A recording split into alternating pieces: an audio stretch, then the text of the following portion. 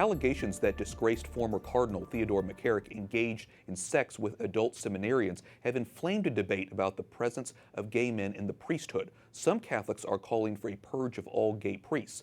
Others say gay men should be welcome if they remain celibate. Monsignor Charles Pope is in the Archdiocese of Washington, D.C. and serves in Holy Comforter St. Cyprian Parish. Monsignor, welcome back to the program. Thank you. You recently wrote a blog for the National Catholic Register saying active homosexuality in the priesthood have helped cause the crisis. You say a large majority of the cases involve sexual misbehavior by priests with same-sex attraction. This is obviously a very controversial topic, so can you explain what you mean? Yeah, well, the 2004 John Jay report indicated that 81% of the offenses involved male victims, and of them, 78% of them were, of all the victims, were over the age of, they were post-pubescent. That is to say, they were sexually mature, even if they were still legally minors. So I think it's very arguable here. What we're dealing with is largely, not entirely, but largely an offshoot of homosexual activity.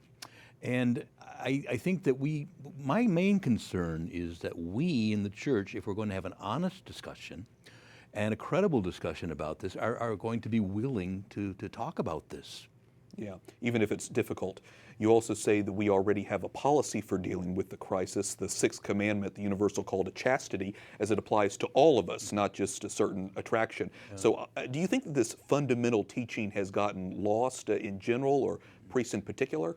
Yeah, I think we want to be careful never to single out anybody. We're all under the same standard. Whether one has a homosexual orientation or a heterosexual orientation, we are all called to live chastely. And that means for married people, it means absolute fidelity of mind and heart and body to each other. And for all of us who are unmarried, no genital sexual contact whatsoever. And there are no exceptions. And this is what ultimately unites us. And so we're not trying to single out, but rather unite and say we're all under this commandment, you shall not commit adultery.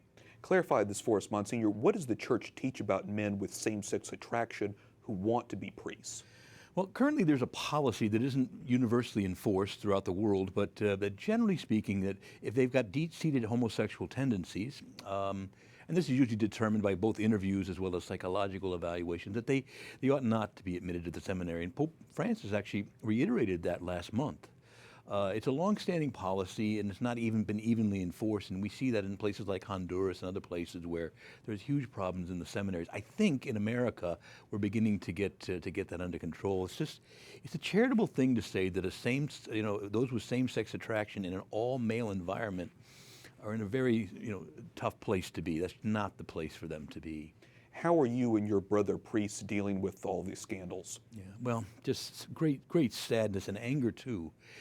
I think we all feel a little sense of betrayal. We thought, well, this was really, we were really moving, and it seems that even before Tuesday with the grand jury, all the reports with Cardinal McCarrick and some of these other things coming out, and now we're seeing several of our seminaries being investigated. This is a sense of betrayal and also shock and dismay that some would act so badly to discredit the beautiful sacrament of holy orders and that we all share. And so many of us are trying so hard to work for God's people, and none of us are sinless. But this ongoing, consistent behavior is what needs to be addressed, and that's what I'm mostly concerned, that we'll have an honest conversation about the real dimensions of it. And so important that we bring this to light. Monsignor Charles Pope with the Archdiocese of Washington, thanks so much for talking with us. Good, thank you. Stay with EWTN News for comprehensive coverage of the abuse scandals. We'll have the latest here on EWTN News Nightly, as well as at Catholic News Agency and the National Catholic Register.